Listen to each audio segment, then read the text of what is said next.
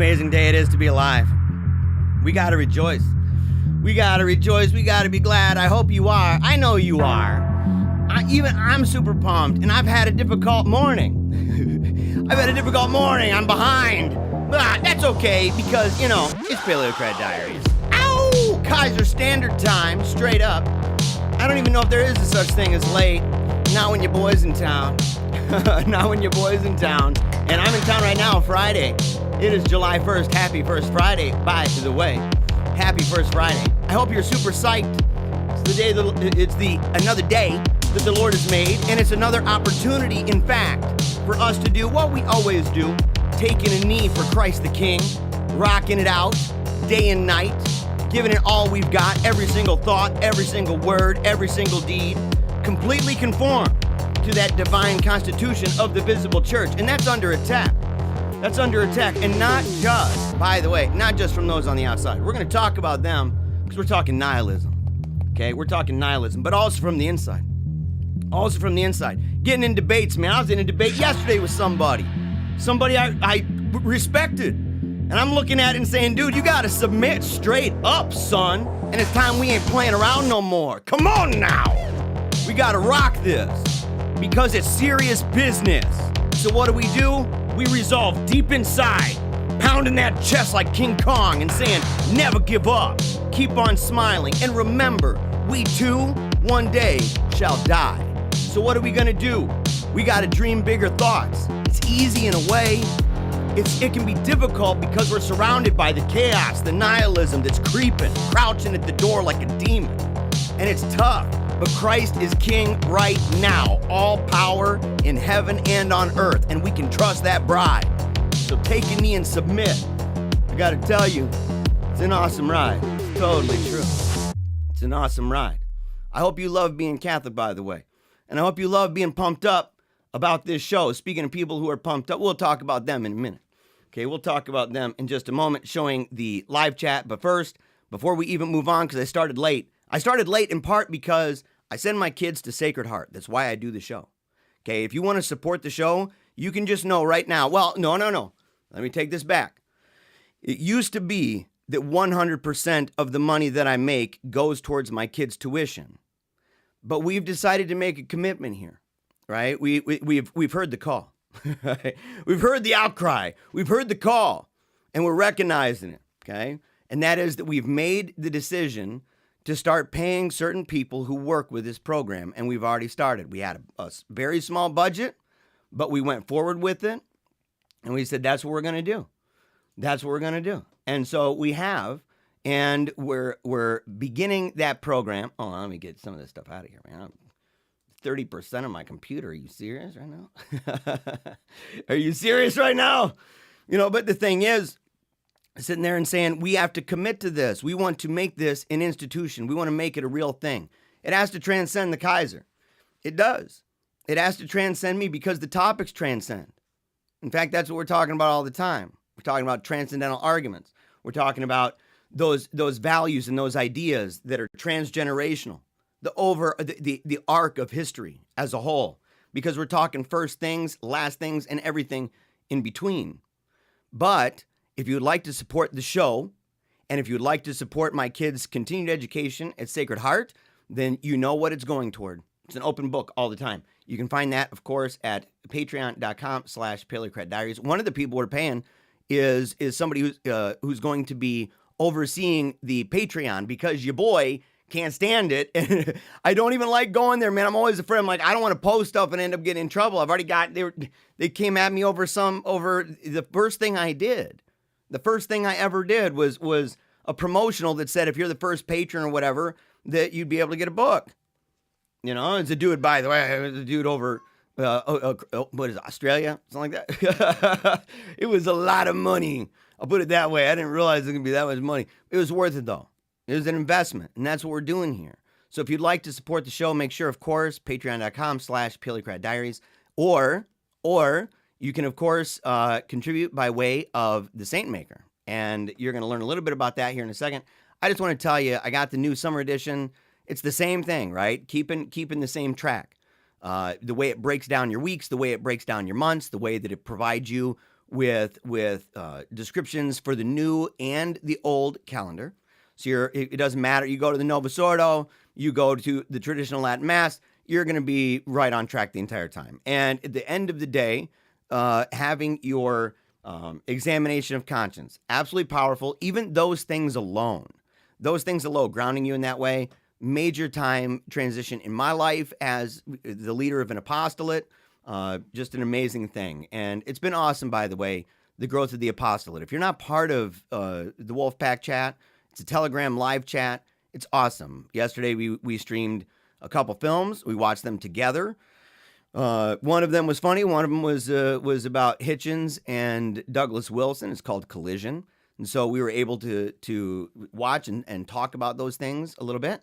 And of course, we do live streams every single day. And so I'm in there like probably an hour and a half every day in a live chat. And so you can connect there, of course, DM. You can video call, audio call, all that stuff is available over there. So there's many ways you can support the show. Well, we're going to show you this ad from the SAINTMAKER. We definitely support it. If you've already got your SAINTMAKER, you already know what it is. Make sure to grab that coffee and do not forget your straw. We'll be back in 90 seconds. Can a personal planner really make you a saint? Not by itself. But in our day and age of addictive apps and glowing screens, we're bombarded by constant distraction, and our quest for sainthood often takes a backseat. The SAINTMAKER is the first high-performance planner for the spiritual life, made by faithful Catholics for faithful Catholics. It's a work of genius, really, fusing the wisdom of the saints with the science of personal productivity. It's rigorous, but sainthood is tough, and most of us need help organizing our time, our work, our leisure, and our devotion, because that can help you become a saint. The SAINTMAKER is elegant, fits in your purse or briefcase, and is a perfect companion for your missal, Bible, or rosary. Published 4 times per year, each season includes daily planning pages, feast days, and devotions for both forms of the liturgical calendar, goal-setting pages, confession journals, and more. It's why the SAINTMAKER is used by hardworking Catholics, like CEO of Sock Religious Scott Williams, best-selling author Sam Guzman, YouTubers like Amber Schneider, a Catholic wife Dina Barca and Brian Holdsworth, and priests like Father Corey Stitcha. Try the SAINTMAKER out, and if you decide that it's not for you, you can send it back for a full refund within 90 days. So go right now. Find your life planner at thesaintmaker.com. Quantities are limited though, so head on over to thesaintmaker.com to order yours and to start your SAINTMAKER journey today. You got to do it. SAINTMAKER.com/PaleocratDiaries. Super, super psyched about all of that. And right there, you want to talk about psyched? That is the PaleocratDiaries alert system. That is notifying people, the north, the south, the east, and the west, all around the world, that PaleocratDiaries is on the air and that we're about to enter the octagon of history. We're going to be rumbling and tumbling with nihilism, the root of the revolution of the modern age. Eugene Seraphim Rose. I got to make a correction, man. And I knew this too. A correction. What did he die in 1984? Something like that? This book was published in the 90s, but he wrote it well before then, right? I think he wrote it before he was even father anything. He was in his house. In his house. And so, but he's gone. So I had to make that correction.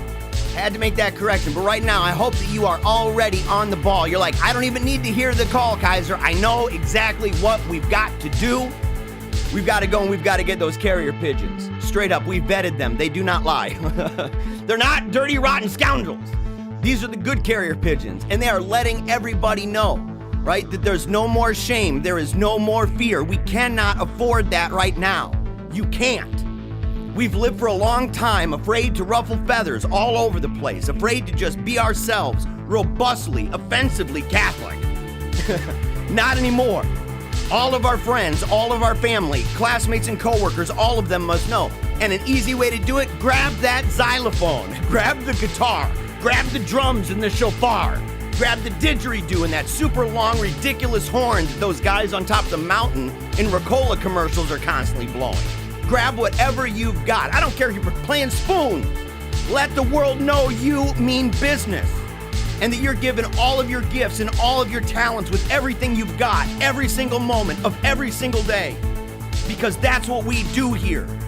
That's what we do here. God made you for this. He made you for this moment. He made you for this time.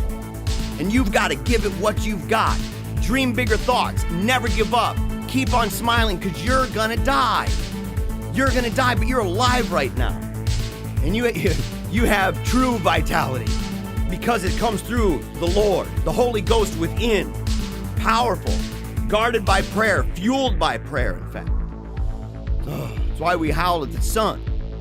That's why we howl at the sun. S-O-N. The S-O-N. Capital S, by the way. Capital S. Super, super pumped up. All right, real quick. Going to the... Let me get dangerous. Let me get that out. That's Kreuzberg Nights, by the way. Kreuzberg Nights. People ask me all the time, what are you listening to, man? What is that? Well, intro is dangerous, no. And then I think it's Kreuzberg Nights. I think that's how you pronounce it. Okay. Yeah. So in the comments, we're gonna read a couple of these. We had a crazy conversation in the comments recently, right? We had some folks not only in the Wolfpack chat, which that's tragic. That's tragic. People who, and look, it can be summed up like this. We say here that we have a normative ethic regarding how lay people ought to behave, how they ought to think, how they ought to speak, and how they ought to act if and when they see prelates, people in the hierarchy, especially bishops, that people at the Roman See, hierarchs at the Roman See, that are behaving in a way that is straight up evil, that's straight up wicked.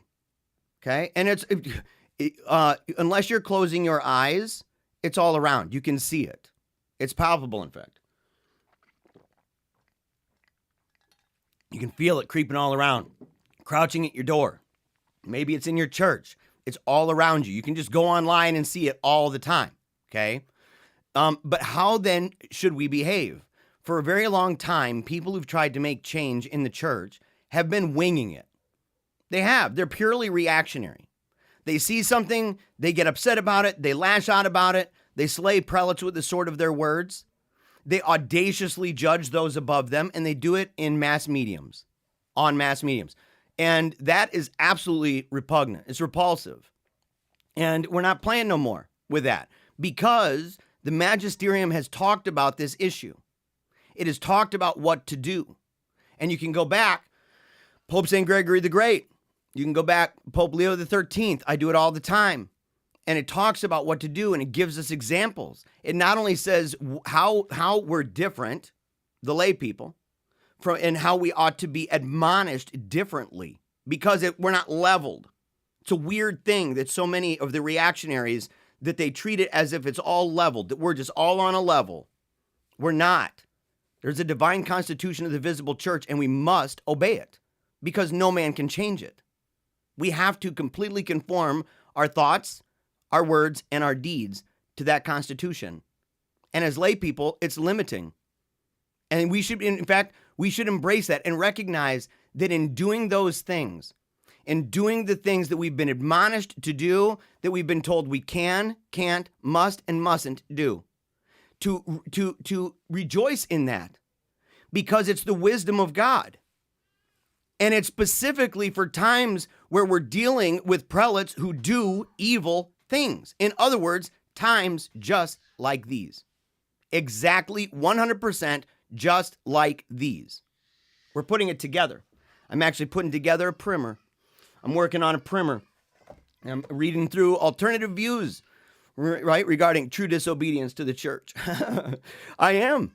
And I'm saying, look, I'm going back to magisterial weight. It's what this is. It's what this is. And people who say, I skimmed over it. I skimmed over it. The guy I shared it. And oh yeah, I skimmed over those papal statements. I skimmed over it. I just glanced, did a little look-see for a second. But you should read some other person, respectable, reputable, not a pope, not magisterial. Yeah, you should read that person. That's the guiding light. No, it's not. No, it is not. That person, none of those people are the pillar and foundation of the church. None of them.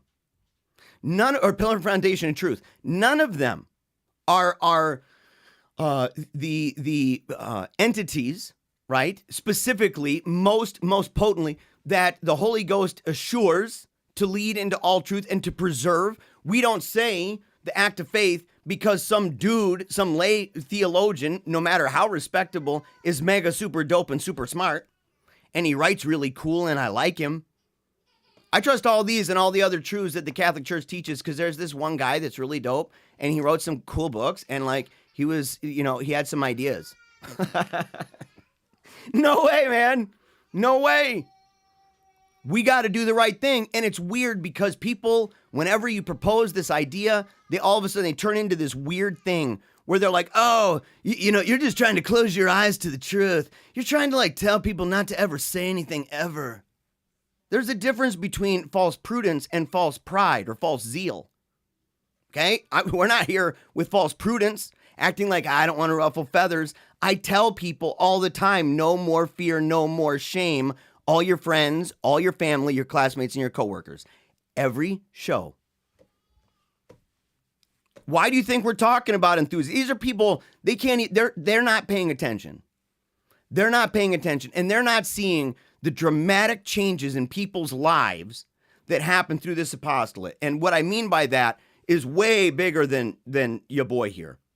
It's all the people in this chat, people in the Wolfpack chat, people in the prayer chain, people in Fat Shame to Fitness.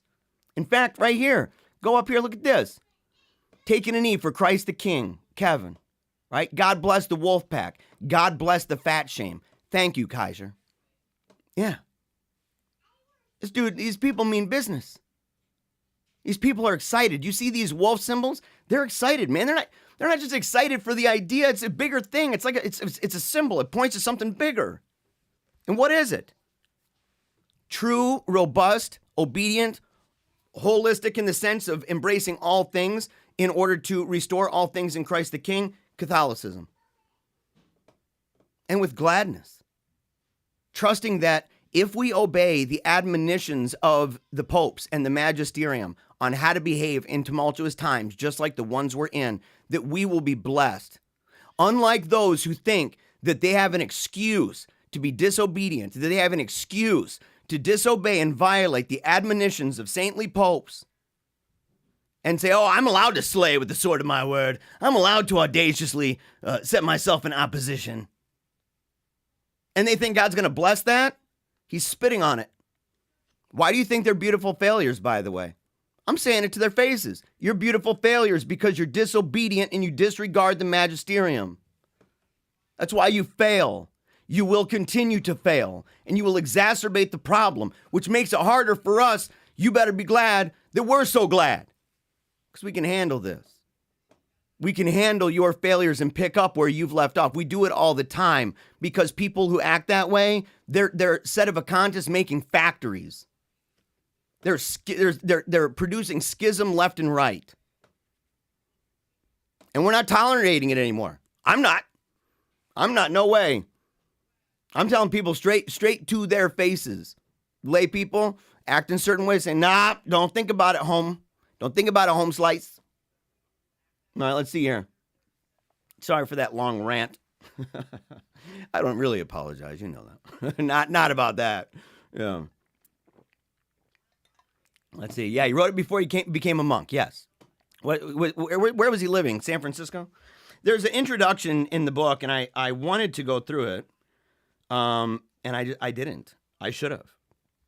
I should have gone through it because it talks about where he was at the time, what he was doing, where he was writing. Yeah, right here. It's the very first statement. In a basement apartment near downtown San Francisco in the early 1960s, Eugene Rose, the future Father Seraphim, sat at his desk, right, covered with stacks of books and piles of paper folders. That's the first sentence.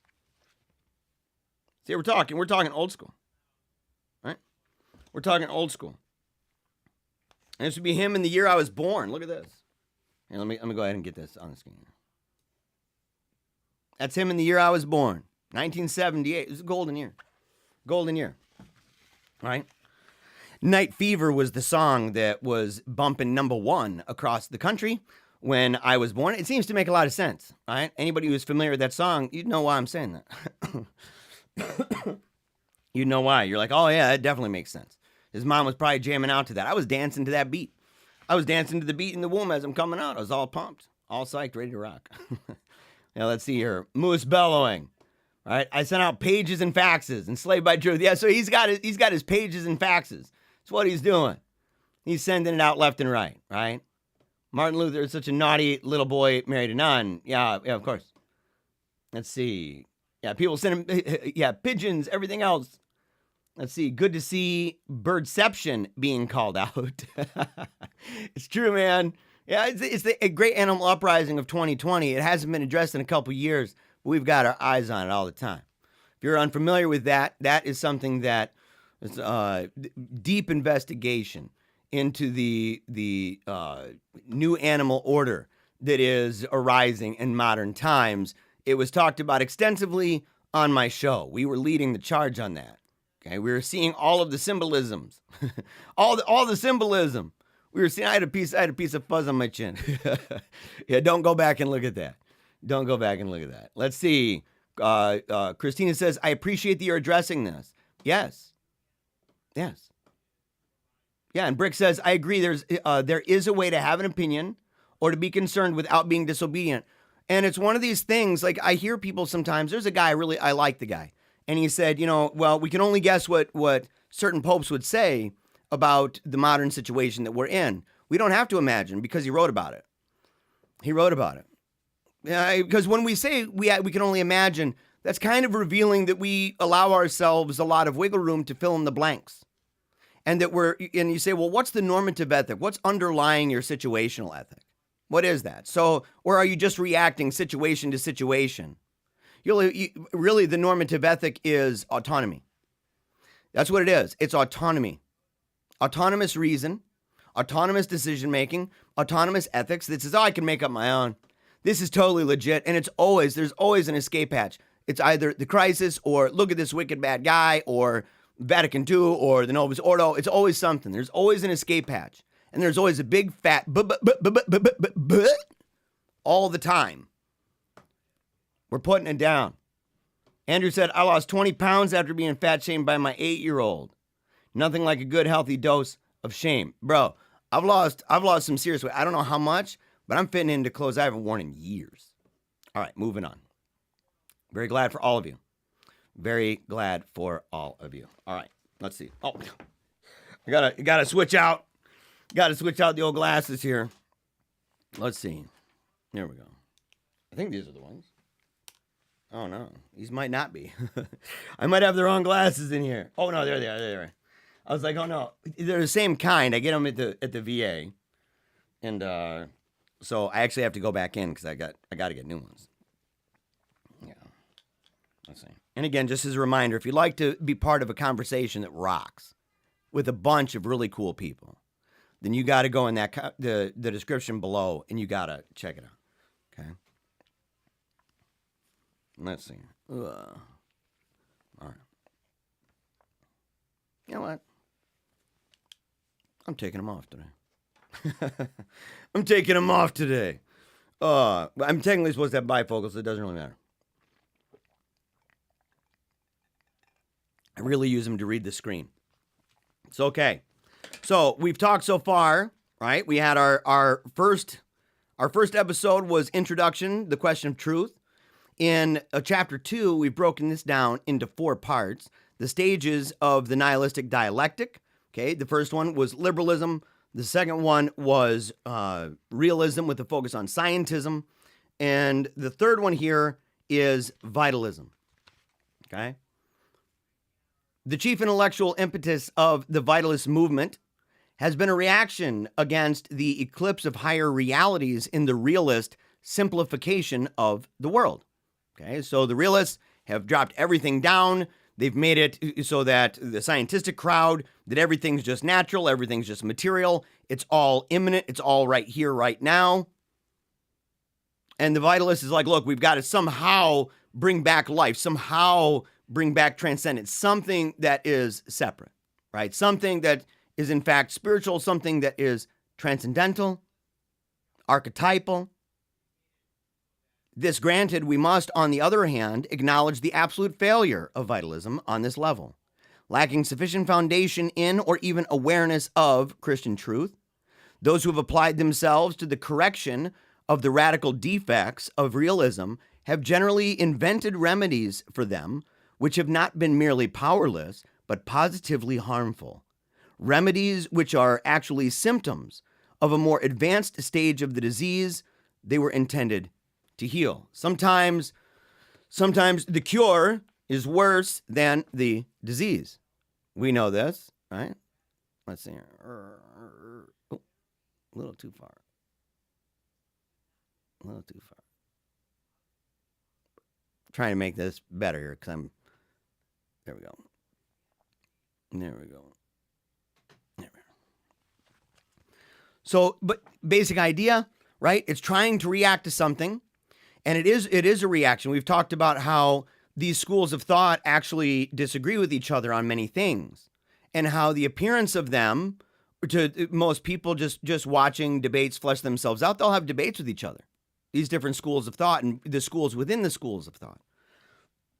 But their underlying assumptions about the world ultimately are overlapping, and they are progressive developments insofar as they are reactions without changing the underlying paradigms, the nihilistic presuppositions at play. And in doing so, it's not only going to not suffice, it's actually in many ways going to have its own kind of price tag. There will be ramifications for this. There's no free lunch in this regard. For just as realism, while reacting against the vagueness of liberalism, condemned itself to sterility by accepting the liberalist obscuration of higher truths, so too did vitalism undermine its own hopes by accepting as an essential presupposition the critique of absolute truth made by the realism it was attempting to combat. So it turned into this subjectivism, is trying to avoid the problem, right, that the realist had, because we talked about that, about how at least the realist in this regard, the person who wants to boil everything down to pure material, there's no spirit, there's no essence, there's nothing like that, right? That it's all just the here and now, it's all the senses. That at least for them, there's a sense that what they're saying, they're like, oh no, this is absolutely true. And it's true for everybody. It's not just true for me, it's true for everybody. And in response to that, the burden of that, you have this idea here. The problem, of course, is that it ends up getting rid of this idea of an absolute truth. And this is by degree, because there are, a lot of the claims that are made, in fact, by the vitalists would be claims that are made of reality as a whole. Okay? They'd be made of reality as a whole that would apply to everybody, not just to them. Typical of the attitude, though, in this regard, is the lament of W.B. Yeats, right? In his autobiography over being deprived by Huxley and Tyndall, whom I detested of the simple-minded religion of my childhood. I think that sentiment is one of the sentiments that people probably resonate with a lot, actually, right? Being deprived by certain individuals of the religion of your childhood. There's a popular meme that talks about the world of your childhood is gone, something like that, right? The world that you knew is dead. And in one way, right, that's in fact, I think we're experiencing kind of a lot of this going on, even within traditional movements. In fact, maybe especially in traditionalist movements, and we'll learn more about why in a moment. But the idea being that one thing that it fails to recognize is that this is very old. Okay, that idea that the religion of your childhood will in many ways feel different to you because the world, in fact, is different to you.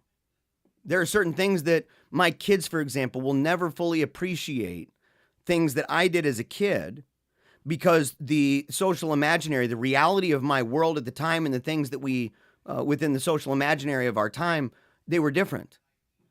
Technics happened, right? Various different changes philosophically. That interplay between politics, philosophy, religion, and techniques, and all of that, various mediums and the effects that those have on entire civilizations. We can't get around it. We know this in part when you talk about people who are born and raised in a world where they've always had cell phones, or they've always had digital.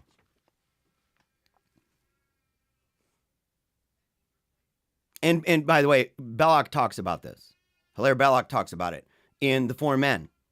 And his talk about it at the end of the book and the beginning, the intro and the closing of the entire book, I cried. And I rarely cry reading fiction, to be frank. It rarely hits me very hard like that.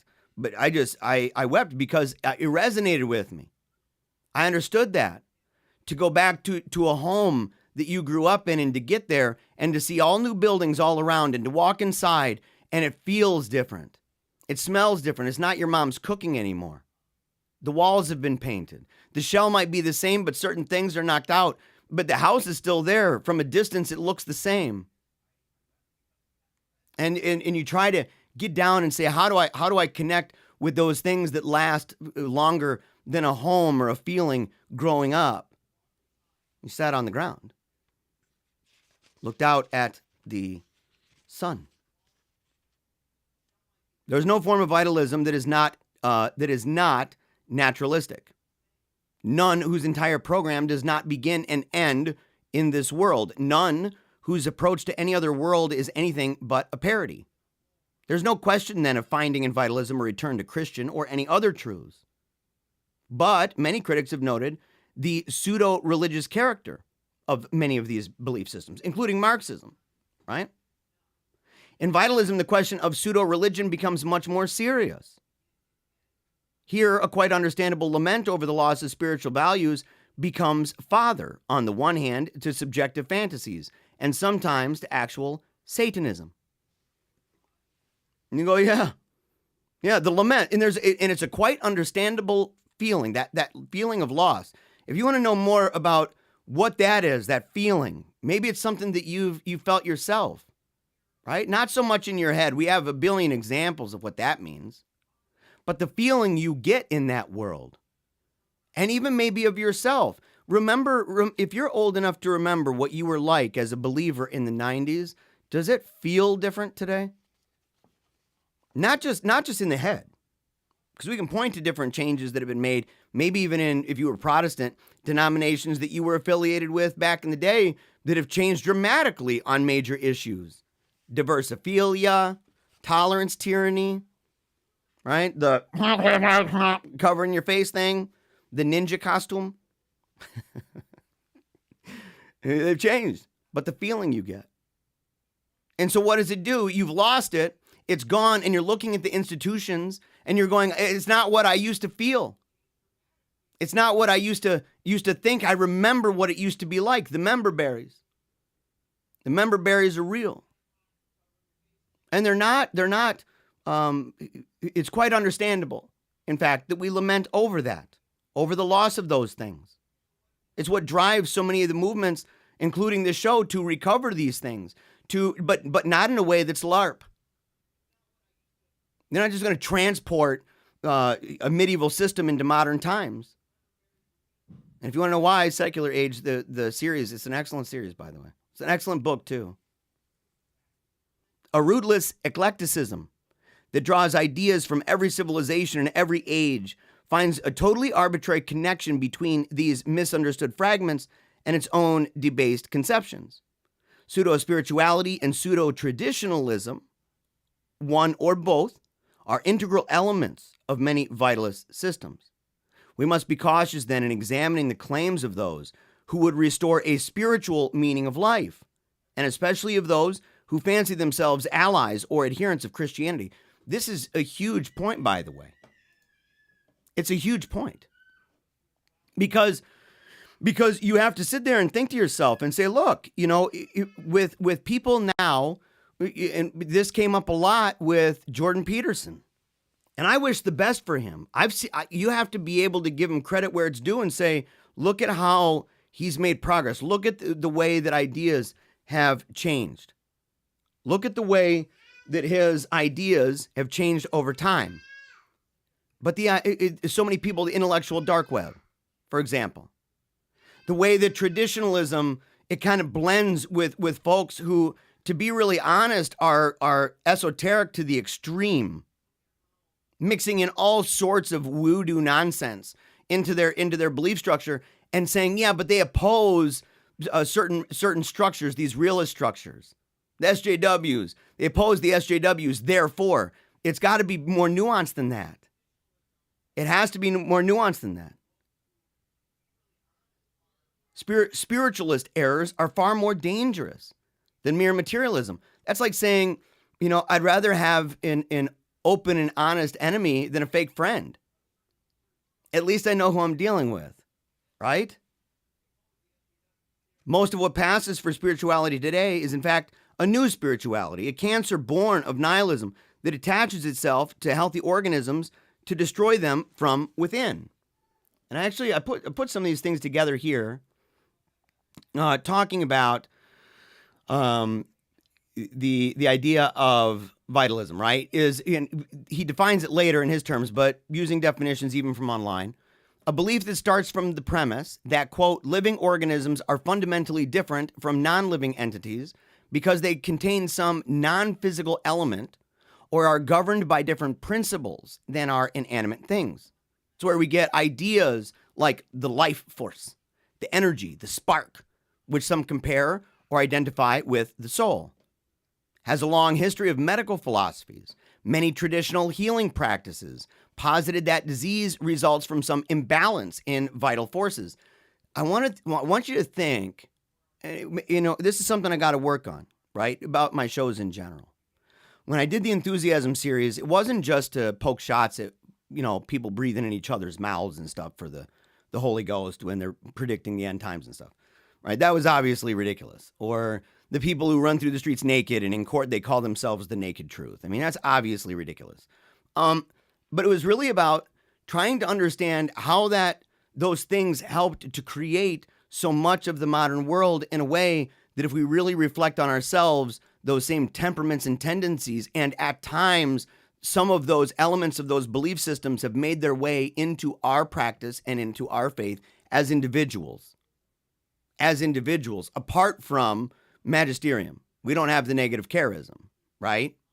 So we're not preserved in a way that the church would be magisterially. And one of those things might be, let's say, the imbalance of vital forces. The way that people talk about food. The way that people talk about, it borders sometimes on language that you hear when talking to people about chakras. Certain things with chiropractic, homeopathy, naturopathy. Okay? And that's not to say there's nothing of value in any of those things. Some of the stuff going on in the essential oil stuff. You can see it. That's not to say that there's nothing of value. That's not to say that they're entirely wrong and you can't believe, you can't buy any of these essential oils. No, but it's unsurprising to me, for example, the controversy that recently took place. What was it? Young Living, for example, where I don't know if it was the daughter of the founder or what, but it had to do with a book, had to do with an author. And what is he into? Well, he's into New Thought metaphysics. Raging heretic, by the way, right? The idea of just imagine and speak it into the existence with the word force. It's all part of the same thing. And if you study this, you can see, well, where did that come from? Did this guy just make it up? No, it actually has quite a background. And it goes back even further than that. It goes back all the way to ancient Egypt. In fact, Greek philosophy even. Stoic physics, the pneuma, right? Assumed the role of the logos. Yet people believe that the pneuma from the air, which the blood communicates throughout the body, that this was your vital life force. Emergentism is another one. And it's one of those where you can see that emergentism, I think there might be certain things to that. The collective behavior of complex systems is different. It's greater than the sum of its parts. That there's emergent processes in which properties of a system cannot be fully described in terms of the properties of the constituents. This may be because the properties of the constituents are not fully understood, or because the interactions between the individual constituents are important for the behavior of the system. And by the way, both of those are naturalistic explanations, by the way. Okay? So, but both of those, they're talking about emergent systems. That would be another one. Mesmerism. We talked about that. Animal magnetism, right? Franz Mesmer. There was this invisible natural force possessed by all living things, including humans, animals, and vegetables. He believed the force could have physical effects, including healing, and tried persistently, but without success, to achieve scientific recognition for his ideas. And of course, you have energy therapies. You have biofield therapies, chakra healing, Shen therapy, the subtle energy fields. There's a video of a lady out of, I think it's York. I think she was in York County or something like that in Pennsylvania. And she's claiming that her house is she's got this, it's haunted. And in her case, she says they're demons, it's possessed, this sort of thing. And she has to look up the stairs with a camera to see if there are any orbs. And if there are, that's what determines if she sleeps upstairs or downstairs, sort of thing. Right? A lot of cuckoo bird nonsense going on. And she had the magic eyeballs, right? So like one of the camera crew of this news crew, which by the way, was there reporting on this. And then afterward, we're promoting a show that was going to be doing a series on this house. And that show is broadcasting on a channel owned by the same parent company as the news station. In other words, this was internal promo. That's what it was. It wasn't just like, oh, we're going to go look for a haunted house randomly. But this lady, one of the camera crew members, he's like, and she's like, you were scratched? You were scratched? And she's like, just all psyched about her eyeballs are like real big. You're scratched? Yeah, it's a demon. And she's like, oh, they're really angry that you're here. And she's going through, she has all this magical insight, as to what's going on. There was a scratch, right? And it's not that, maybe a ghostie walked by and it accidentally, maybe it was wearing one of those rowdy boys jackets from the WWF back in the day, or the Nasty Boys, whatever, the Road Warriors, wearing a Road Warrior outfit. And it's a ghostie that walks by because it's in a loop and it's got one of those spikes and it just happened to go by. It's not malicious at all. I mean, in her system, right, in her worldview of what's going on in reality, there's no way she would know this, but she breaks out some oil and starts doing that voodoo stuff, right? Where it's like, she's like, oh, yes, yes. And it's like all super, super powerful and voodoo-like. Wow, man, the energy field, that sort of thing. A lot of that's coming from this as a reaction to the idea that we are nothing, in fact, but material. You can imagine if someone's making it up on the fly, Mr. Potato Head style, that they're going to be coming up with ideas with magical moonbeam power coming from their fingertips. And they're going to be doing that and taking care of business when, magical creatures accidentally scratch somebody doing a promo. You can tell. Right? It affected art, numerous things. We'll mention the art here in a moment. Okay? Intellectually, then, vitalism presupposes a rejection of Christian truth, together with a certain pseudo-spiritual pretension. We shall still be unprepared to understand the vitalist movement if we're unaware of the spiritual state of the men who had become its bearers. In liberalism and realism, the nihilist disease is still relatively superficial. It's still mainly a matter of philosophy and restricted to an intellectual elite. In vitalism, however, the disease not only develops qualitatively, it also extends itself quantitatively. For the first time, the common people, too, begin to show signs of the nihilism that is formerly restricted to the few. And you can see this with the awakened multitudes.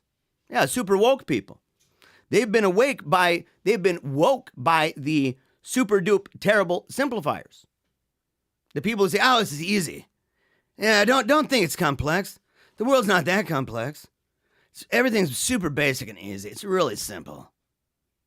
And they've always got these simple solutions all the time. Hyper simplistic, right? Unacceptably simplistic.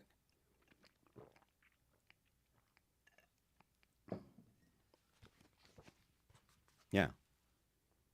Nietzsche could see the death of God had begun, quote, to cast its first shadow over Europe. And though, quote, the event itself is far too great, too remote, too much beyond most people's power of apprehension, for one to suppose that so much as the report of it could have reached them, end quote, still its advent was certain. Because the wheels had already begun turning. There's a kind of fatality involved here, right? Once you get a system that's got some legs and it starts working its way through various different institutional arrangements within the natural aristocracy, right? And you start to see this thing play itself out, play itself in to education, play itself in to mass media, play itself into art, play itself into philosophy, play itself into religion, to business. Okay, all of these different things that once you can see that, you can know it doesn't just turn off so fast. There's a life cycle to this. And you're going to experience not just the movement of what you're seeing, but you're going to see counter movements to it that are in fact not really counter movements at all. It's a deceptive thing. It's unintentional. People aren't even thinking about that. They think, oh no, I legitimately oppose them. But all the while, it's actually adding steam. It's like it's a snowball going down a hill.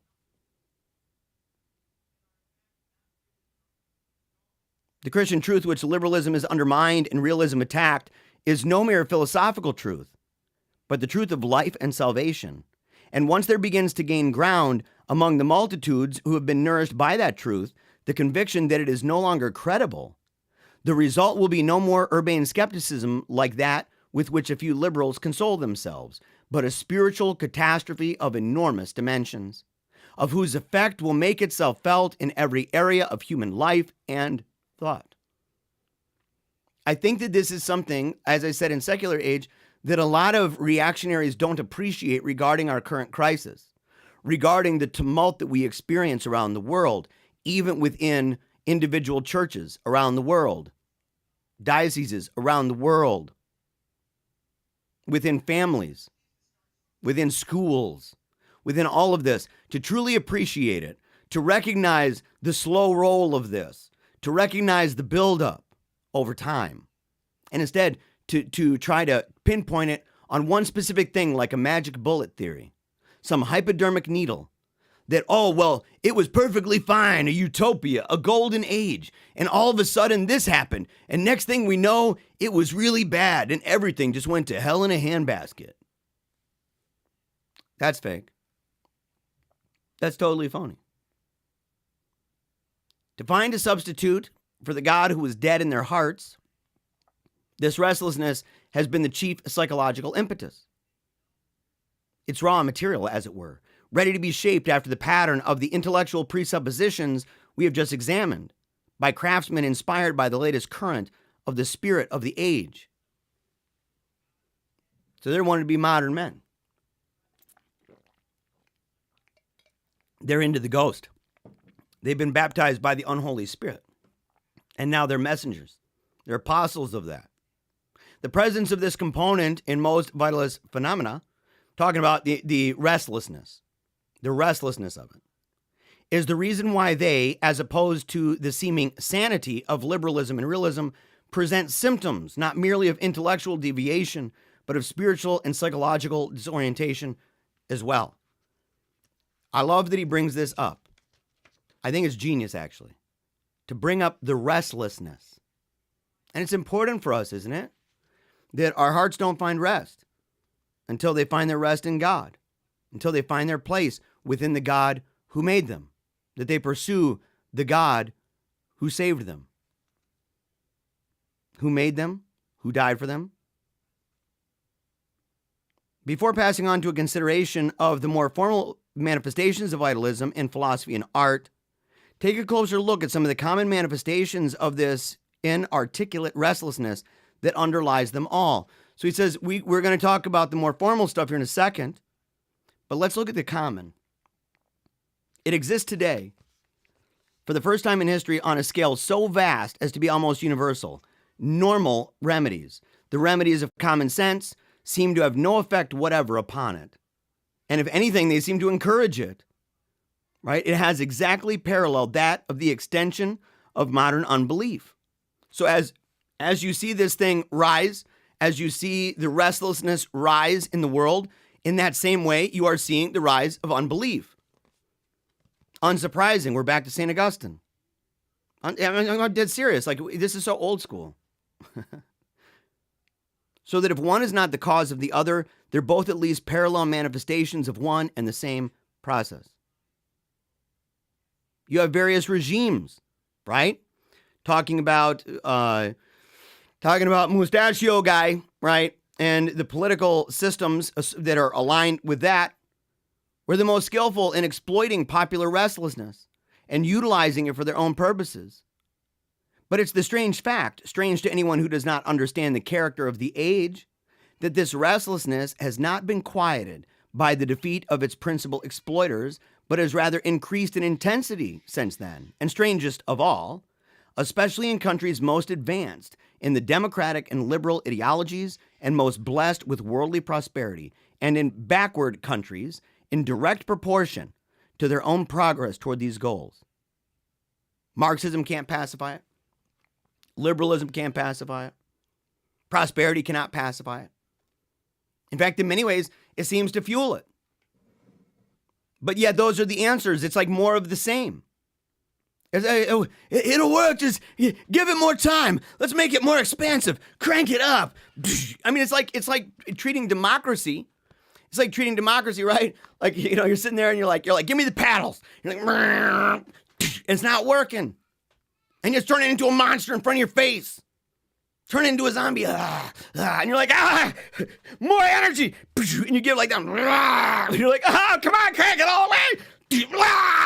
And you're like, oh my gosh. It seems like nothing's working. It's like, well, that's not only not working, it might actually be making it worse. Might be making it worse. You might be fueling the monster with the madness. I dare say that's what I believe.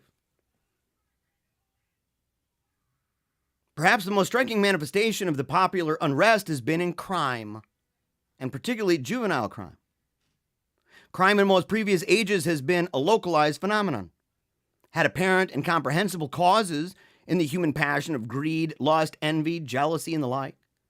Never has there been anything more than a faint prefiguration of the crime that has become typical of our own century, crime for which the only name is one that the avant-garde today is fond of using in another nihilist context: absurd. Unexplainable. It's unexplainable. People don't know. They're like, how is this possible? Why is this happening? Yeah. I'll get that over there. Why is this happening? Right? And you go, how many crimes, by the way, you're even seeing this in like major time crimes, okay? So major time crimes that are happening right now that make the news. It's all over the place. Videos of people flying, running away. And people say, man, dude, what's this? What's the cause of this? And it's always, well, we don't know. Now, sometimes there's something deeper to that, right? I won't go into that here. I think some of us know. Some of us know. Come on, man. Don't try playing that game. But the truth is, that more and more. We had a situation here, juvenile crime. Little kid to his friend. His friend was like 7. I think he was like 7 or 8. Went up to the park, playing with his buddy, walks back to his house, grabs a knife, goes up, stabs him. Dead. There's no logic, right? Logic. People who the folks who went and they grabbed the guy with disabilities and they tortured him for days. Do you remember that? That sort of a thing. You're like, what's that about? Are people getting shot for their pumped up kicks? We're making songs about it now. It's absurd.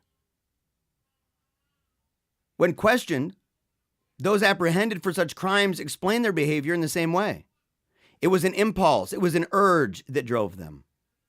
Or there's a sadistic pleasure in committing the crime. Or there was some totally irrelevant pretext like boredom, confusion, resentment. I resented this group. I resented the way I felt about this, so I'm going to go and I'm going to commit major time murder.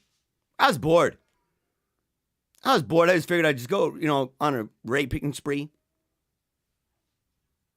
In a word, they cannot explain the behavior at all. There's no readily comprehensible motive for it. And in consequence, And this is perhaps the most consistent and striking feature of such crimes. There's no remorse. There's no remorse.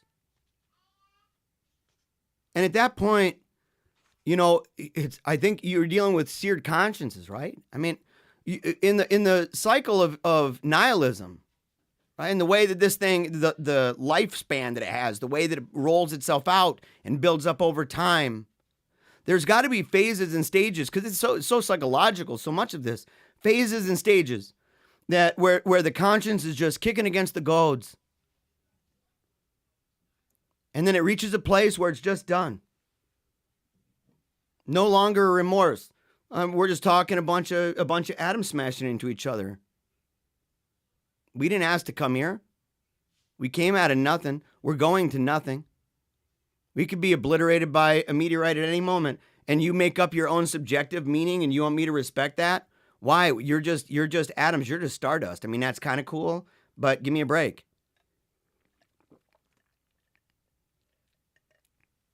Other less violent forms of popular unrest: passion for movement and speed, the veritable cult of the automobile, the universal appeal of television and cinema, which is liturgical, by the way. It's liturgical. And, you know, the thing is, and it always has been, it's esoteric, okay? But the veritable cult of the automobile is something that people don't really think about. I tell people I'm into new urbanism. That's one of the things I really like, is new urbanism. And I'm fascinated by the debates that came and went, debates about interstates, for example, and what that would do. And how oftentimes when talking about how to resolve issues, the issue of interstates and how, you know, the impact that they have and how to live in a world with interstates while also trying to preserve localism and stuff like that. Rarely ever is that even happening. Or the idea of the car at all. How many cars you should have. How often you should use it.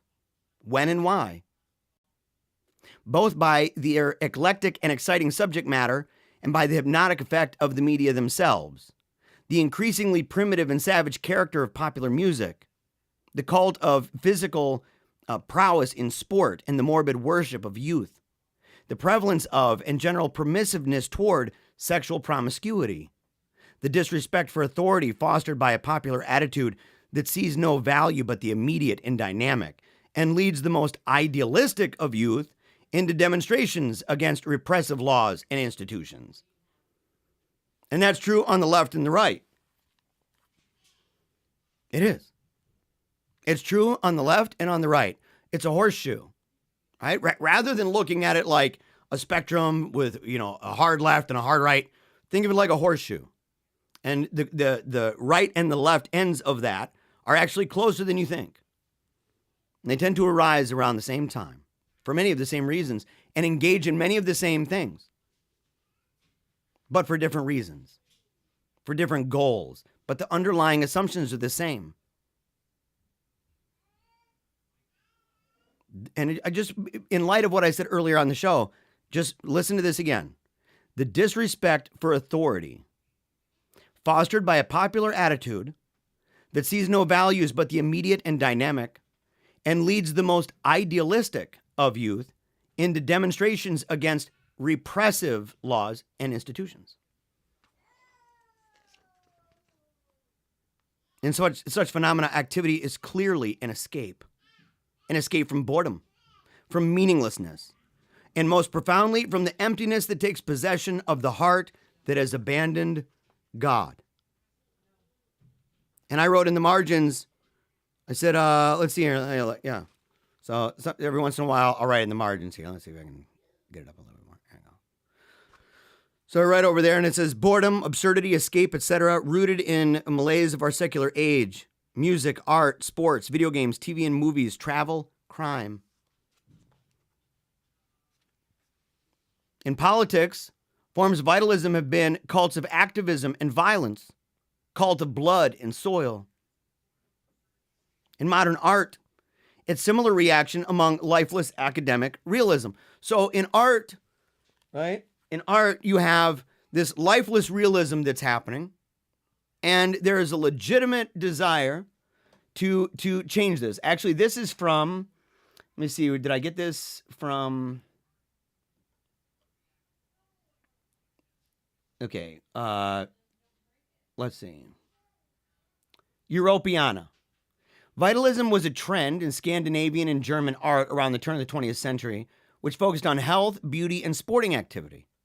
Okay, so you can imagine that even in the reaction of our modern times, the reaction to the world that is seeing the beauty in the ugly, right? The ugly, it's irrelevant, the beauty is toast, that it doesn't matter if you're super dupe, grotesquely, morbidly obese, doesn't matter. In fact, that's the real beauty. That's the real health. Dr. Health said so. Okay, so, contrary to, the logic of our Fat Shame to Fitness program, which if you'd like to join, it's free. You can find out more by joining the Wolfpack.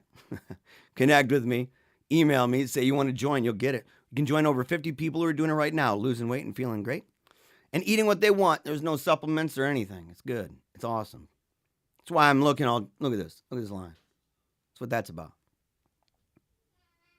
Okay, but the idea that it is focused on health, beauty, sporting activity. We can see this even in traditionalist movements, whether Catholic or not. Art is portrayed mostly young people, mostly young men, exercising, often outdoors, and often naked. I think one of the things that's interesting is that you see this. I made jokes in the past about how a lot of these traditionalist channels that are doing otherwise excellent work end up being these bro channels where it's a bunch of dudes, rubbing oil on each other and saying how manly they are. And they're always just sharing pictures of men, right? Super buff, naked dudes all the time. But one of the things about that that's really curious is that unlike the vitalism, right, in the 20th century, where it was also dealing with outdoors, right, and bright colors, it's stone, and it's typically a statue isolated in a museum or a statue by itself. It's outside the context of nature. And I think that's actually kind of indicative, maybe. I think it says something. The trend came about as a reaction to a variety of social developments, unsurprising, and cultural movements at the end of the late 19th and early 20th century. The Industrial Revolution across Europe through the 19th century had brought many changes for people living in cities, but it cannot be said that the growing industrialization was good for people's health. So you have industrialization, right? Now we've got the technocracy. That industrialization is just ramped up. And you're seeing a lot of reactions to that by the idea, which in some ways is good, right? Saying we need to reemphasize the land. We need to reemphasize the earth in that way, right? Not just concrete jungles with a bunch of wires dangling and neon lights all over the place. Instead, to reemphasize getting rooted back down into the land that the Lord has made. And being pumped up about that, getting back into local farming, family farming, things like that, making your own food. You're seeing a lot of that, which is really good, but you're also seeing a kind of escapism. And they don't even understand the history of that kind of escapism and how it's really difficult to find any example of that that was good, that was not strictly a religious order of some kind, right? A very top-down, right, communalistic group, and only for a time. Sport and exercise were not just good for your body, it fed the mind and morality too. Sport was morally uplifting, producing good, strong, healthy Christian men. It's better to take part in that than other less moral activities. At the same time, archaeologists were making more and more discoveries of ruins and artifacts in the cities of ancient Greece. Following the archaeologists, artists and art historians traveled to ancient Greece, right? Fascinated by its ideals and seeing it as an idyllic pre-industrial time of health and vitality. Those might be a little bit decepting optics. And it's one of those things where you have a cult of health, where you say, yeah, you're like mega buff, this guy's a good guy. Pederasty and, hooking up dudes with dudes and stuff was a real problem. They had serious issues. Vitalists often use light color palettes, mostly male figures, oftentimes wearing no clothes. Powerful symbols, exercising in natural landscapes. They're on the beach, by the sea, the sun. Nature is shown as a revitalizing force, reviving spirits and renewing healthy bodies. It's a planetary cult, right? And it's true. Again, each one of these are elements of truth. Same thing earlier. Elements of truth is one of the things. Wouldn't it be easier if it was just flat out deception? Wouldn't that be easier to deal with? Simpler?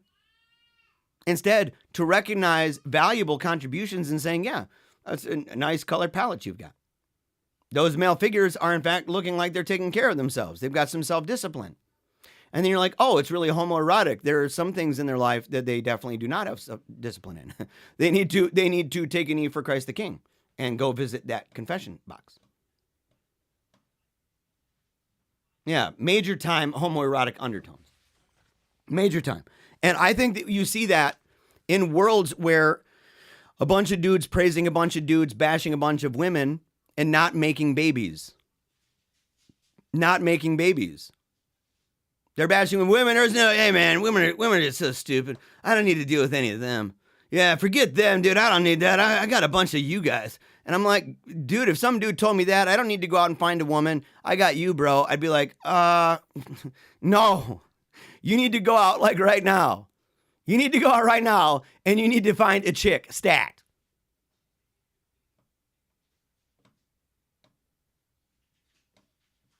And it was a defiance of societal norms. Again, we're still same thing. It's a reaction to societal norms that you're seeing even in traditionalism, which you said in the beginning. So you got to be careful. You got to be cautious. Just because they look like they're your buddy doesn't mean they are your friend. These artistic and societal obsessions with strong, healthy bodies created ideals to which many people could not live up to. We talk about that in Fat Shame to Fitness all the time.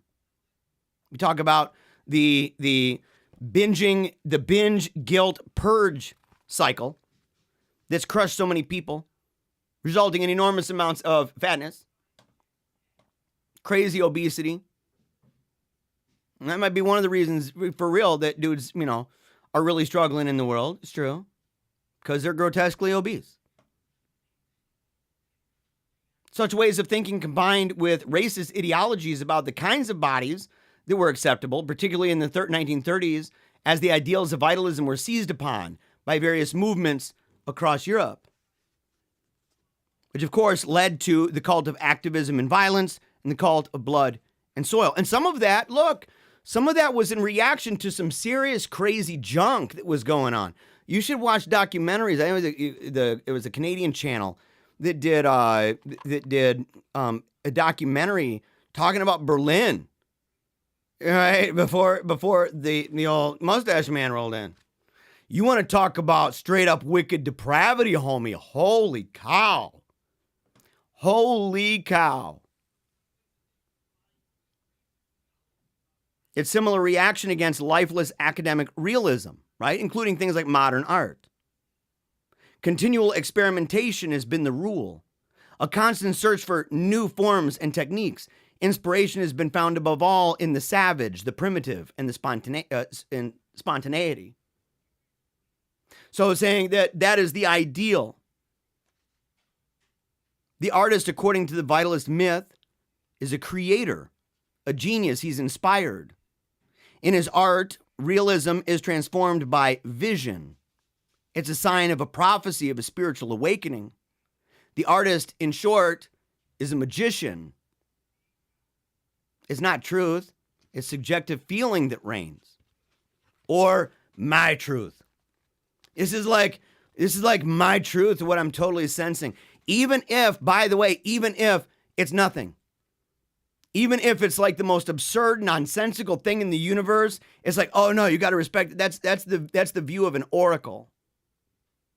It could be totally nonsense, totally contradictory, totally absurd, but yet we got to respect it. In religion, or so to speak, more precisely, pseudo-religion, you have restless experimentation.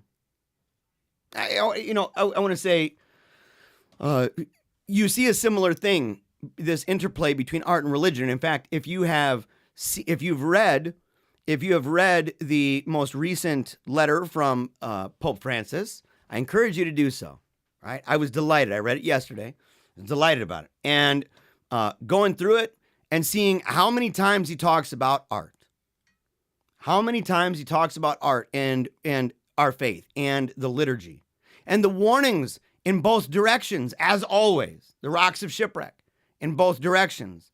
One that's lifeless and one that's just loosey-goosey nonsense priest on roller skates.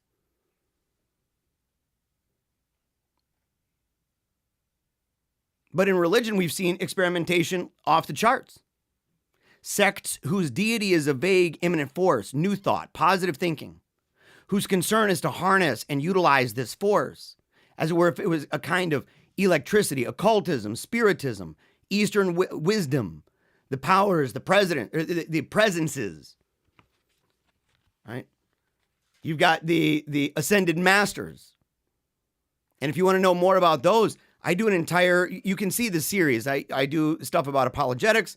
I also do stuff about apologetics, talking about enthusiasms, heresies, cults, things like that. We've talked about spiritism. We talked about theosophy.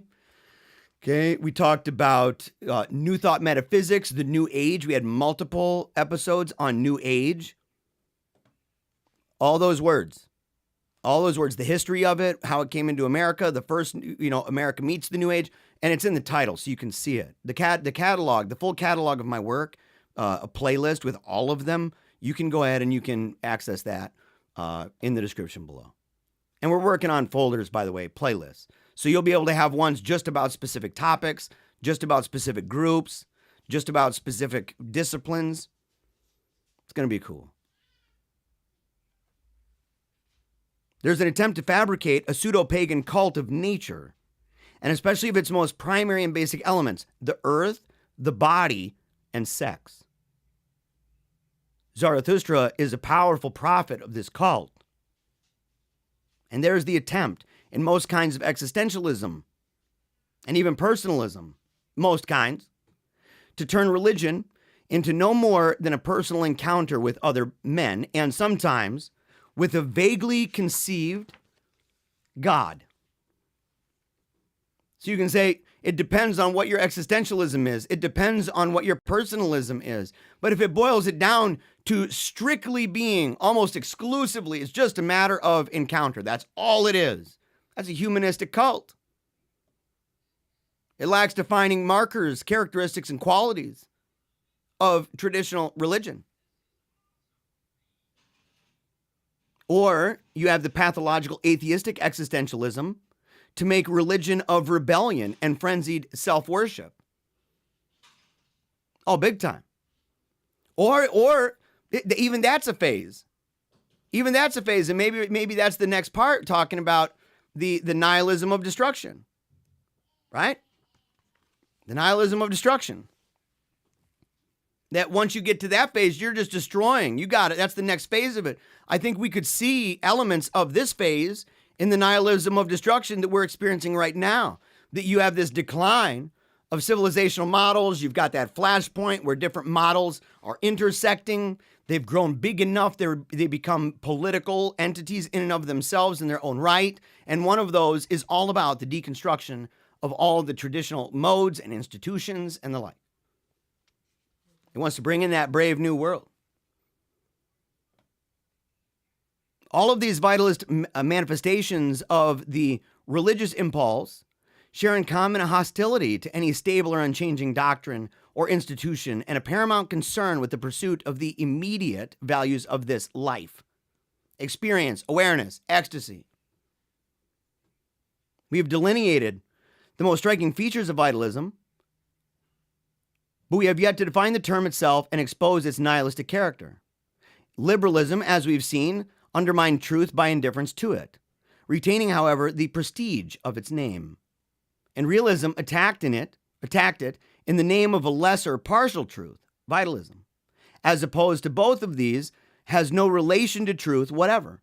It simply devotes its whole concern to something of an entirely different order. So it's no longer concerned. You see within liberalism, right? As I said, it retained its name. Right? There was an indifference, a terrible presuppositional indifference to it, but yet it retained the power of its prestige in its name. Realism attacked it in the name of a lesser partial truth. But vitalism, as opposed to both, has no relation to truth. It simply devotes its whole concern to something of an entirely different order. The falseness of an opinion, said Nietzsche, is not for us any objection to it. The question is, how far an opinion is life-furthering, life-preserving? When such pragmatism begins, nihilism passes into the vitalist stage, which may be defined as the elimination of truth as the criterion of human action and the substitution of a new standard, the life-giving, the vital. Would you say flourishing? You think that's a word that people use for that? I'd say so. I'd say so.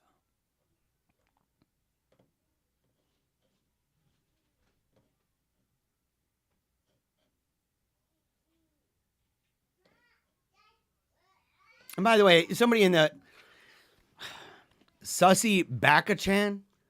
So anybody who's not precept Catholic doesn't know how to tell the difference between falsity and truth. I need to say this for the bazillionth time. No, that's not what we're saying. What we're saying is that, in fact, that would take away the most powerful component of that particular argument, that dimension of this apologetic method. And that is that, in fact, they know truths, but that their system that they espouse is unable to demonstrate how that's possible. It can contribute a great deal to things that we know. People, look, how many people who don't believe in God, number one, they would know who I am. They know who I am. They know it partially, incomplete. Maybe a Reformed apologist like Van Til or Bonson, they would say that, but they also believe in total depravity that has a wicked kind of effect on the noetic effect of sin that makes, in my opinion, their take on Romans 1 completely nonsensical. And it's a heresy for us. And we believe in natural reason. In fact, I challenge people. I said this last time on the last show. I said, I get flack all the time. People are like, you're saying there's no such thing as natural reason? I'm using natural reason talking to people in discussions like this. I'm not invoking Bible verses and saying, okay, Mr. Atheist guy, how do you explain this Bible verse? What? I'm using natural reason. I'm using logic. I'm using natural theology. I'm using what we can know from the created order, including including their conscience, including their thoughts, their words, numbers, all of these things, using anything. I said I can use ice cream cones. I'll use anything and use it in a way that breaks it down in a way that is, they can disagree, but nobody is saying, you're speaking in tongues at me.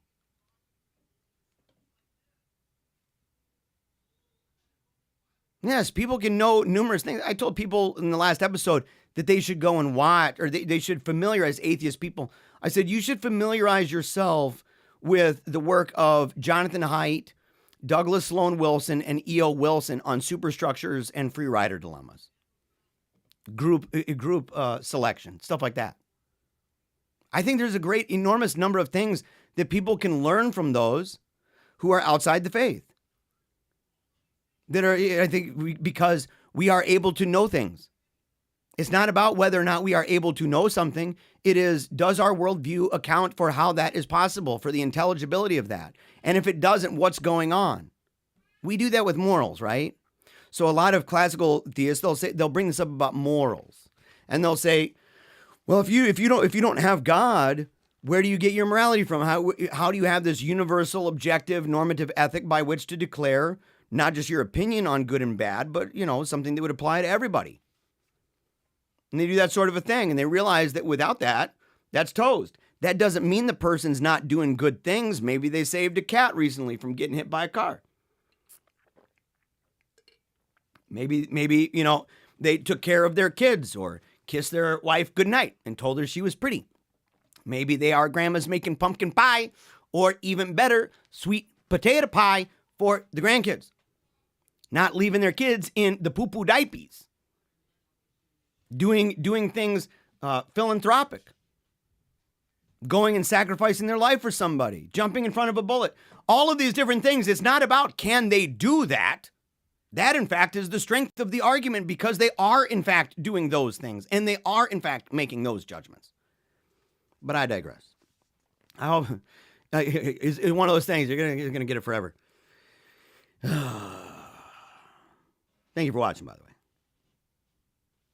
Let's see. Vitalism carries the realist intention one step further. Where realism tries to reestablish an absolute truth from below, vitalism expresses the failure of this project in the face of the more realistic awareness that there is no absolute here below, that the only unchanging principle in this world is change itself.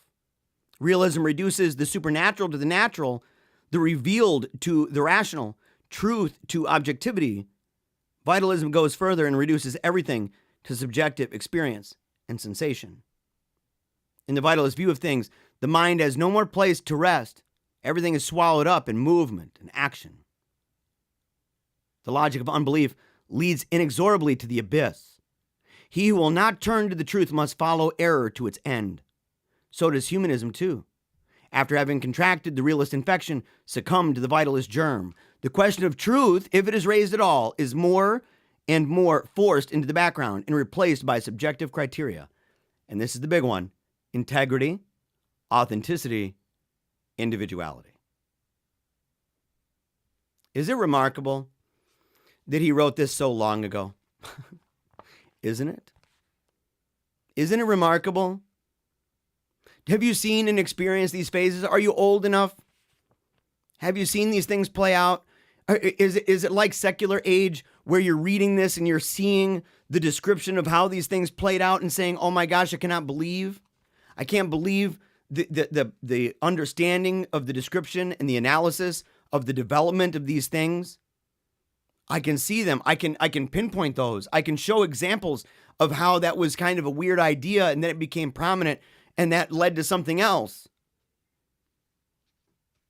Knowing that it's not wooden or rigid. It's not like a dispensational scheme where it's like neatly cut slices of history. As we said in the beginning, there's always going to be all four of the phases will be present, sometimes in different shades and degrees within both individuals and peoples, entire groups.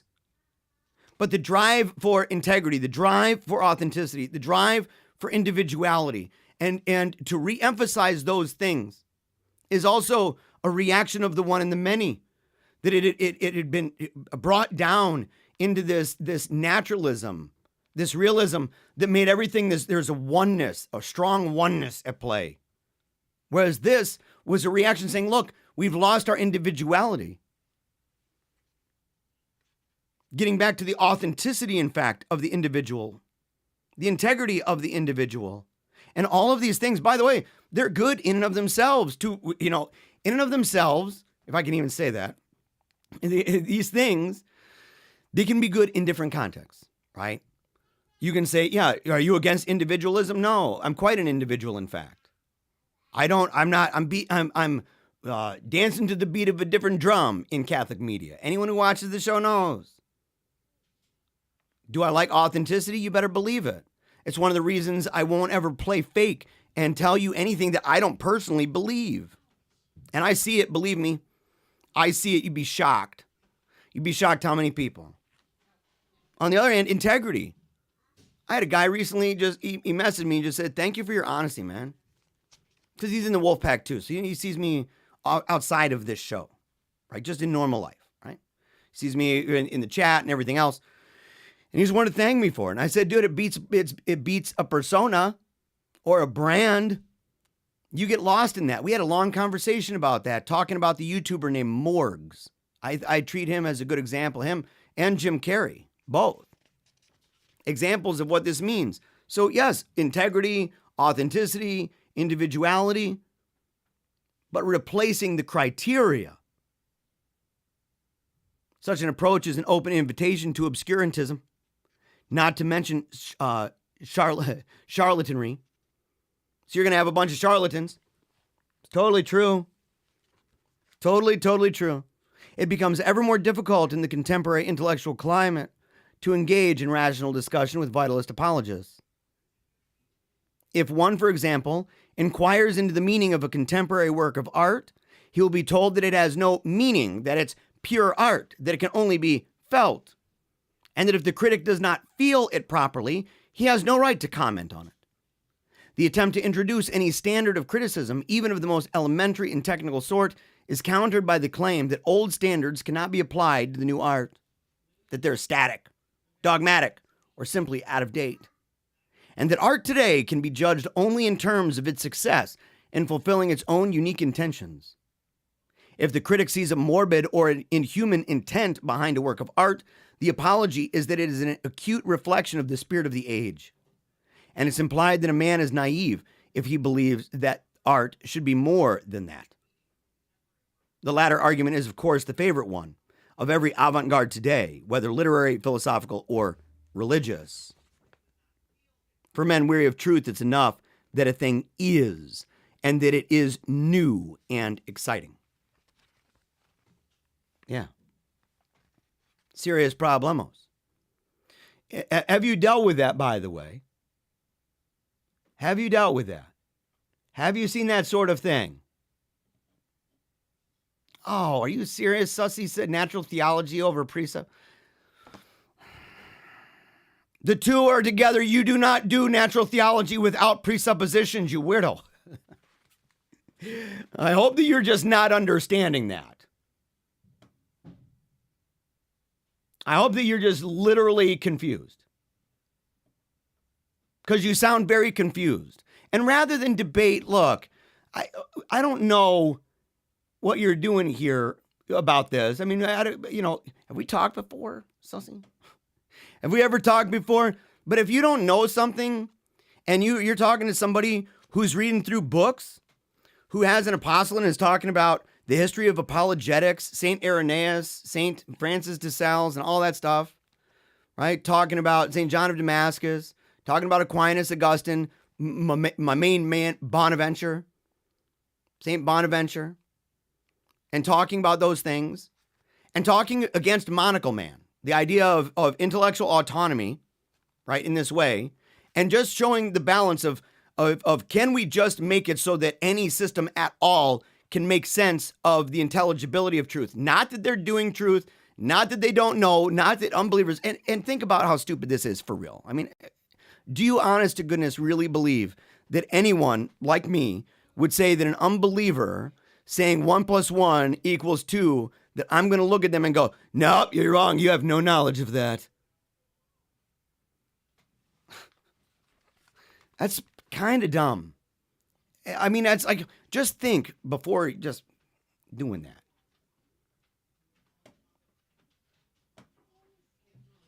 And yeah, to say like, look, that's just the way it works. And yes, you do need to presuppose Catholicism to be baptized. As a Catholic. Yeah, of course. Yeah, because a Catholic's not going to go, oh, are you a Jehovah's Witness?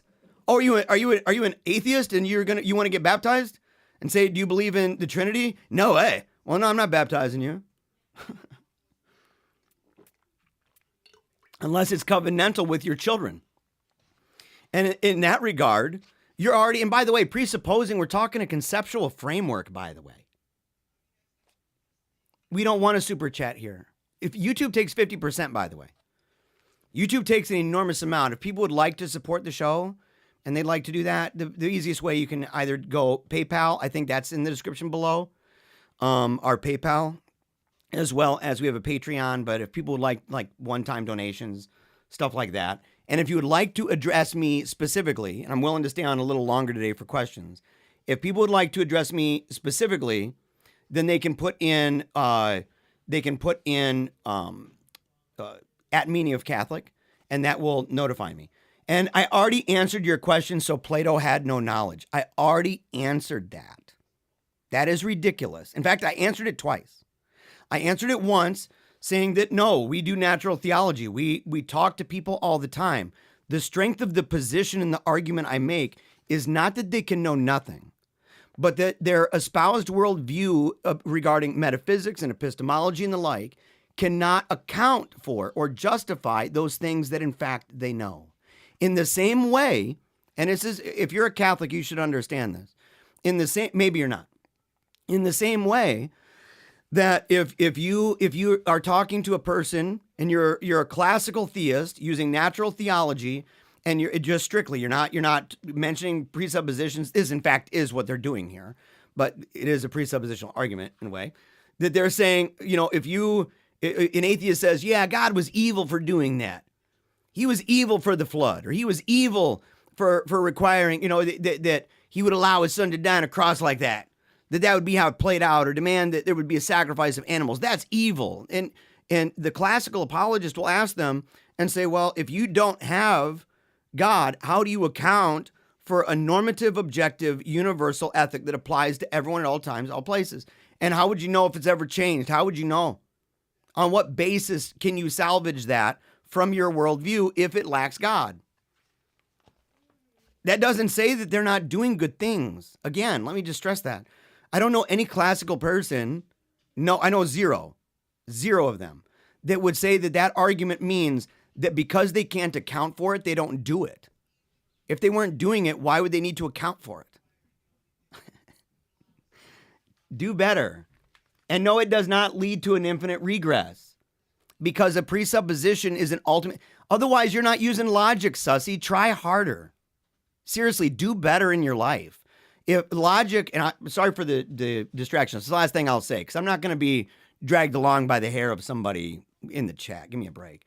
But to sit there and say, you use reason, or you use logic. Aristotle understood this.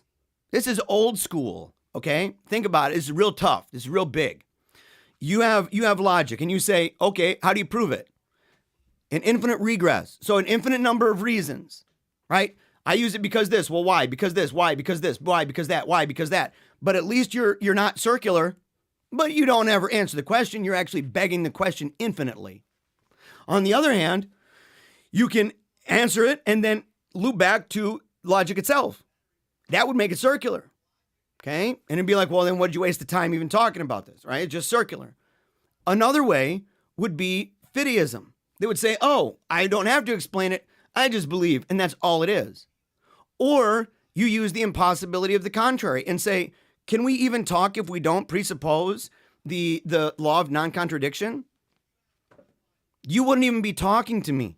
It would make no sense. Communication would be toast. It's a transcendental argument, by the way. Yes.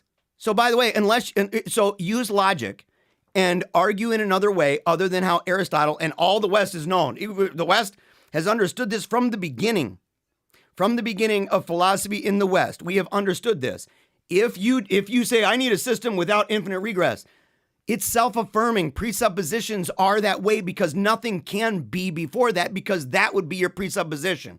In other words, you don't even understand the definitions of the words you use. Get out of here. You're wasting my time and you're wasting everybody else's. Don't even engage with sussy anymore. I'm dead serious. Just done. This person doesn't even know infinite regress and presuppositions.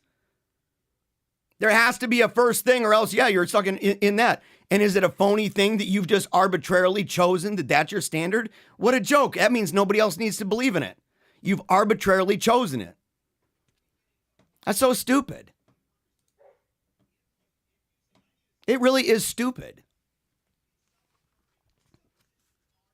Do better, by the way. Educate yourself. Do better, because so far I've owned you repeatedly. You've said dumb things. It's really unfortunate. It doesn't have to be that way. You've said really stupid stuff. Presuppositions have presuppositions have presuppositions. That's the same kind of dumb talk that says, oh yeah, well, God is the first cause. Well, what's the cause of that? You're not even understanding that. Go fly a kite. Yeah, just like Alexander said, go fly a kite. And don't waste my time anymore. Come back when you've done better.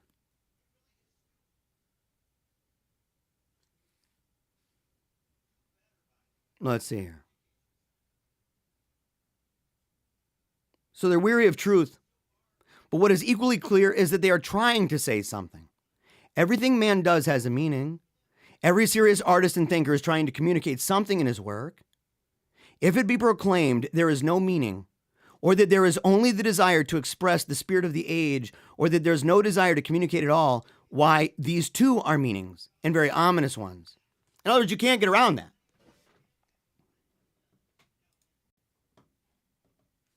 You can't get around it, right? So even it's like person saying there's no such thing as absolute truth. That'd be absolutely true.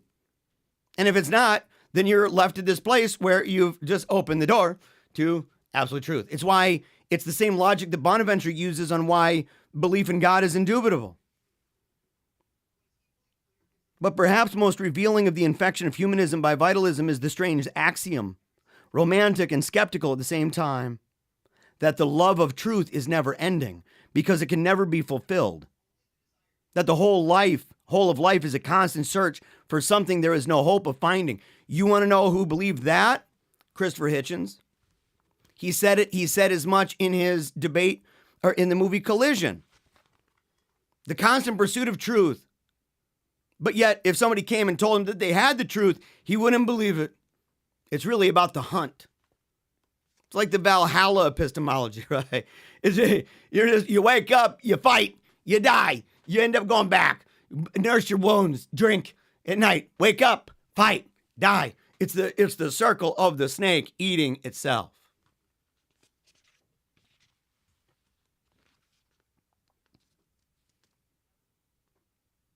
The sophisticated humanist can be very eloquent in describing this. Christopher Hitchens, for example. And the new first principle of scholarly and scientific research as an acknowledgement of the provisional nature of all knowledge. It's just provisional. It might be something else. That's the escape hatch we talked about, scientism. They're like super hardcore about it. We know this. Oh yeah, we're like really hardcore. If you don't believe this, we're gonna deplatform you. We're not gonna provide you with any way to publish your stuff. Yeah, you're like outside the fold. We're gonna stick true to this. And then it changes dramatically, and because you're like, dude, so you guys, like, what the heck is up with this? It's a constant escape hatch. But Christopher Hitchens, I think, is still maybe the best example of it. He doesn't want to believe anybody who says that he's found the truth because it's just about a constant search for the truth that will never be attained. But yet he's saying something that he believes is the truth for other people. What a weird thing. Some worldviews don't need justification. Why is justification necessary? What a dumb question. Again, mute them. If you don't want to hear the dumb talk, mute it. Oh yeah, you don't need to explain how anything can be known. You just know it. That's fideism. You're a fideist. I got you. Okay. And you're talking natural theology? Well, I don't need to justify that. I can believe that everything is one and not explain how there's differences in the world and how I don't believe you're me. And if you end up stealing my stuff, I'm going to blame you for it.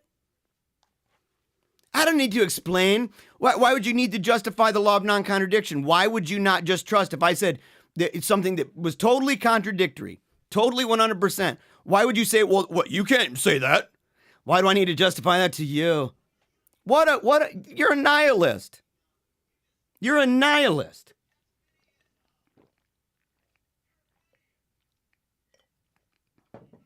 Yeah, just get rid of Sussy's got to go.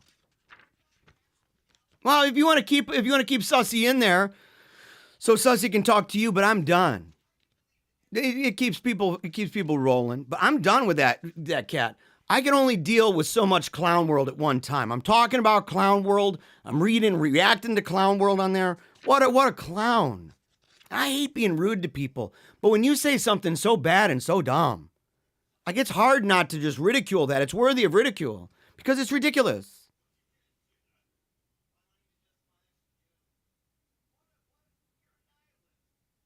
As an acknowledgement of the provisional nature of all knowledge, a reflection of the never satisfied, ever curious human mind, or as part of the mysterious process of evolution or progress. But the significance of the attitude is clear. It's the last attempt of the unbeliever to hide his abandonment of truth behind a cloud of noble rhetoric. And more positively, It is at the same time the exaltation of petty curiosity to the place once occupied by the genuine love of truth. Psychological. It's a cope. It's a big fat cope. And we should be more cognizant of how this affects groups around us and maybe even ourselves, maybe even groups that we're associated with. Beneath the trivial sensationalism and eclecticism that characterize the contemporary trend to mysticism and spiritual values lies a deep hunger for something more substantial than liberalism and realism have provided or can provide. But it's also a hunger that the varieties of vitalism can only tease and they can never satisfy. Never. And by the way, I hope people in this chat see that whenever somebody comes in trying to be all fancy pants and trying to bring up stuff, did you see how long it took before we got to the point where on the one hand they're trying to correct us on, natural theology is better than presuppositionalism. We corrected them on that to say there's no tension there because even everybody doing natural theology has themselves presuppositions about the world, about, nature, God, things like that, truth, how we know things, what's right and wrong, the one and the many, am I nature, am I part, a whole host of most ruling assumptions that are networked together, both as a conceptual framework by which to evaluate, as also a worldview that we espouse on both levels. But did you see how quickly, not only can you obliterate their arguments and their criticisms, they don't, most of the time, they don't even know what they're talking about. But then when you force them into a place where they admit, why do I have to justify knowing anything? Wow, man. Wow. Okay, Mr. Solipsist, in the brain, why do I need to do that? And just see how long it takes, because then you can say, well, I don't need to justify my distrust of logic and my acceptance of contradiction. I don't need to justify that. And then just start talking gobbledygook at them. They'll be like, this is stupid. And you're like, I know. It's a live display of a reductio that shows the tomfoolery of your position. It's not hard. The critics, man. The critics. To sit there and say, I think, this guy says this guy says that. Flies. Be gone. Easy to deal with, not hard. They need to try harder. They're sweating really good. They're a try hard, but they're not doing very good. They rejected the Son of God, talking about vitalists, not all my critics. I have some good people who criticize it, who even now desire to dwell in men and bring them salvation, and finding intolerable the vacuum that this rejection has left in their hearts. They run to madmen and magicians, to false prophets and religious sophists. And they do it for a word of life. But this word, so readily given, itself turns to dust in their mouths when they try to repeat it.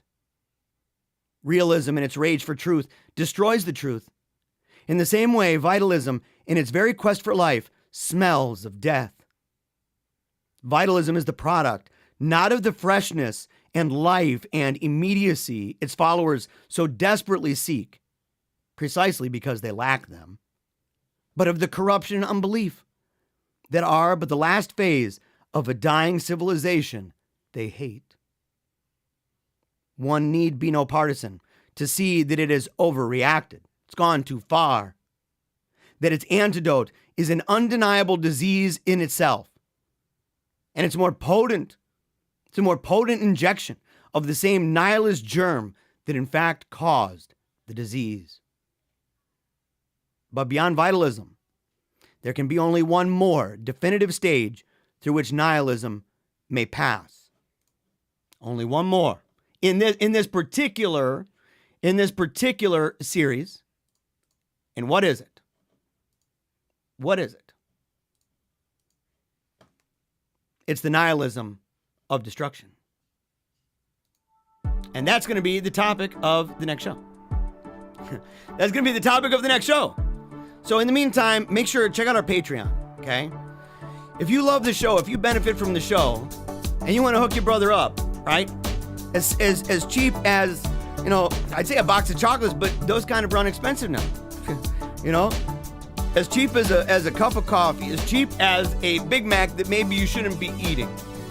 And if you'd like to not only support it, but to make better use and to say, man, I want to see this thing go on for a long time, right? That maybe God's used this in your life to strengthen your own faith, to give you a courage and a deeper resolve to use your gifts and talents. I see it all the time. And it's a powerful thing. And it's helped me too. It's symbiotic. It goes back and forth. I bless you, you bless me, right? We work together on this. We're a community. I believe in that. People were saying that last night in the chat, right? You sit there and you say, man, look at the way that the chat operates. Look at the way that it works. Look at the way that people come together for a prayer chain and a book club, for fat shaming themselves into excellent fitness and feeling for the first time, maybe in years of their life, that they have control over what they eat and when they eat and what they do in between when they pray. It's a powerful thing. So find us at Patreon. And we're going to make it so that the patrons, I'm starting to deliver stuff to Tim, right? The publication of the book. If you were on the chat, you'd know December 1st. My book about my daughter's life and death with childhood brain cancer and how it led our family to God. But if you're a patron, I'll extend it to every level. If you're a patron and you genuinely support us, you will see the original drafts. I appreciate all of you. I'm going to the Wolfpack right now for a live chat. So if you want to go, meet me over there right now. And until next time, never give up, keep on smiling, and memento mori. I wanted to make people dream bigger thoughts.